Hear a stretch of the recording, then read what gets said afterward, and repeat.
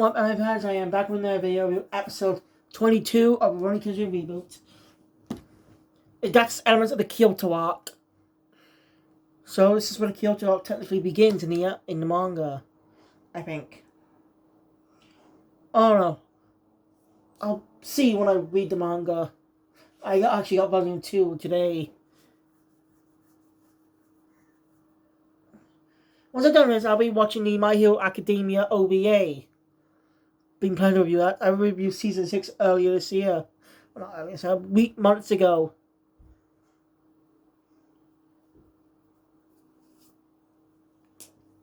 So, yeah, this arc brings in a character from the Kyoto arc, who was technically introducing the reboot early on. Weird choice there. Not really following the manga. It moves the opening narration about the Meiji era. I don't get some of these changes. I get the change a bit about Yahiko, adding him into episode 2 some elements. That makes sense. It actually helps the story flow by. Transition to another. Pardon me. Sorry about. So I do agree with the animation then. I tried to look up Hitakiri Butosai.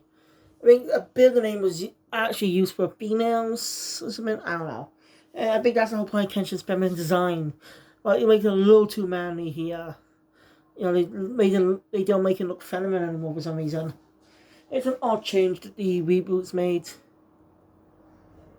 But I'm sure the reboot voice is going to be the common voice of the character in all future incarnations of the games. I suppose there's never been a Rurouni Kenshin game. It's popular anime. I've never seen a video game. Kenshin's only appears in video games with jump games. I actually want to play that tournament type fight. I hope the next Shonen Jump game is going to be good. It'll be including more characters from manga that already received anime, most likely. So, as he's a jump game in Japan, has added the characters from Shaman King into it. Something Jump Force did not add. Maybe do the whole Kodansha thing. Even so, the only new story of Shaman King is published under Kodansha. But Shaman King and sequel Flowers were published in Shonen Jump all the way through. So this entire run.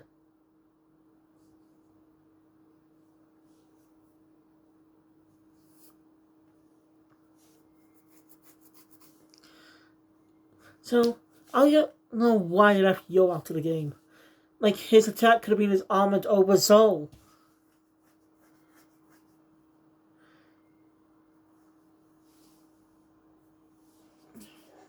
I'm curious to know. We'll probably get more information on the jump games in the coming few months. I'm definitely going to pre-order it when pre-orders are available. Because I love Shonen Jump. Let's just get into this episode. I did watch the Kyoto arc dubbed. I plan to be able to subbed. Like I said on Crunchyroll, I was planning to catch up on the series. I already got past the Megumi Store episodes. And on to the Yahiko episode, Love Interest. And yet, still, to this day, I don't know what the fucking reason was that they removed the original off Crunchyroll. Which is bullshit. Like, it's not available in every country. And we don't have it on DVD in the UK yet. The other manga by the author had an English translate and an anime translate released on DVD here. That's no joke. I don't get it. Still pisses me off. So for me to watch entirely a classic Rurouni Kenshin, I'm just gonna have to buy the DVDs.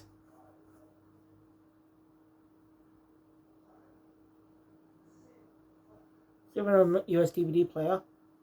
Well, not US, I have a multi-region DVD player. So anyway, let's just get to the review. So, yeah, the episode was of a brief snippet we saw all the way back in episode 1. just slightly condensed a bit. And then Captain Kenshin being woken up by Kao and Yahiko, who does an outside training for some reason. And the original, Kenshin was having this dream alone. In the original anime, Kenshin was having this dream alone and was in the dojo when this happened. I have no clue why they added this sequence to the start of the reboot. It really doesn't make sense to me. And I say, it just doesn't make sense to me. It's so stupid. I'm just saying it's stupid. I wish they didn't do that. Oh yeah, Pokemon Horizons English is available tomorrow. So if you live in the UK, hop onto BBC iPlayer tomorrow to give it a watch. And do post reviews on that. I've been watching the Japanese version for a while. You see what the dub actors do. Like, in case I go out with Pokemon. I'll get off topic. Sorry. Actually tells about the dream he's had.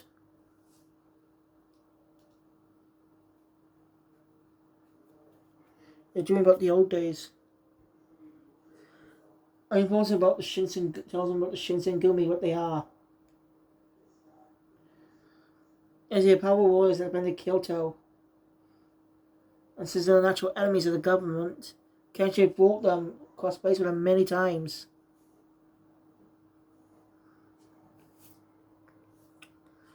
They're all pretty strong, he never even finished them up. They never could finish the battle. He never won against on somebody, he never won against him either. Always ended in a tie. And most of them died off now. So he got no, so pretty shame. Good old days. Then he's questioned to question himself.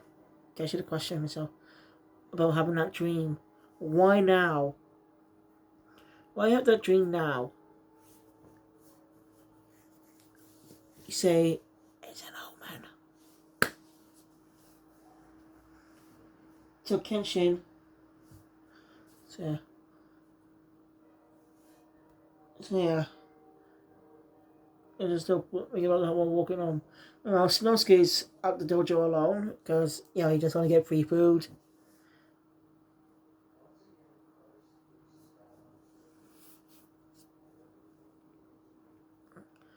And a postman comes by named Goro Fujita.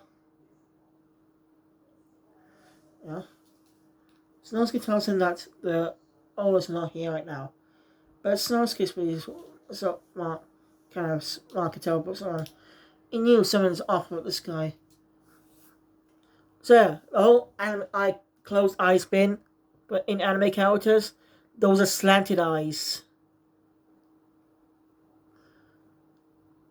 That's so. It's pretty easy. It's probably like. It's kind of like probably like this. I think it's more. I think it's a little more under for an Asian person, since when they have good eyesight. Yes, that's not what I'm. What I mean is the art because of different regions and different temperatures of the sun. Their eyes look slanted to many people. Asians do have slanted eyes, but they can still see fine. It's just how they look. So. But think of slanted eyes, even more slanted eyes. It looked like that. So it was an accurate depiction of Japan.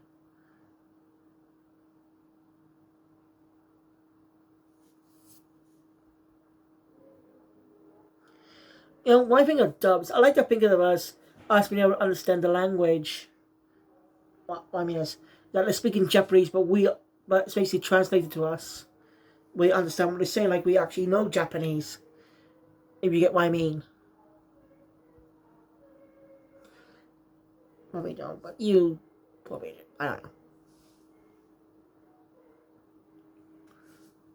Hey, Sanosuke also knows his hands, the blisters on his hands, from wielding his sword. So it reveals his true colors to know who Sanosuke and Kenshin are. Sanosuke has no choice but to fight this guy, who can see with a very easy type of sword, concealment sword in a way. I don't know what they're called.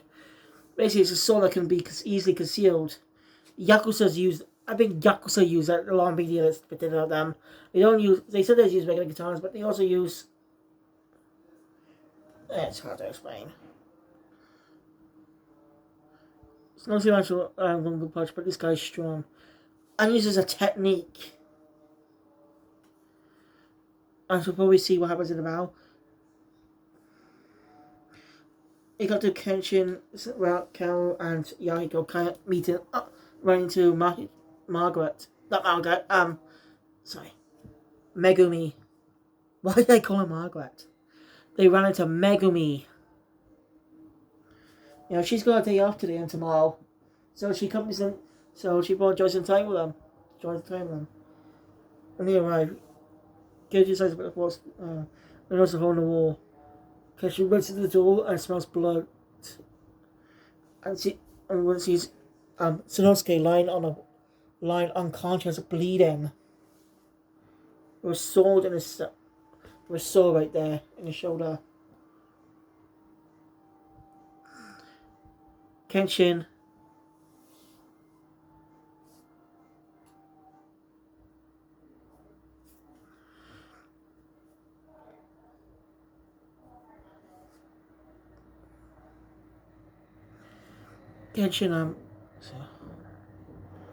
So they treat his wounds.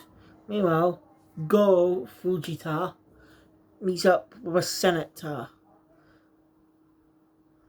And Fujita's real name is Saito. Hajime Saito. On this character when he does appear in the Kyoto arc very early on. He's an important character. Bit of a dick. And he has Sanosuke by the heads quite a lot. He made a lot of the funny moments happen. Season 2 is obviously gonna kick off with an important event. That's what happened. As we know, as you're familiar with the manga and the original anime, you know who's gonna be mentioned by the time they fight. But I'll save spoilers for that. I'll save that for when the final episode airs. There's the final episode. Anyway, Kenshin. So yeah. Let's reveal the senators behind everything. Behind the what was his name again? You remember that swordsman from a while back? It was behind him. Using assassins to gain political power. Kill.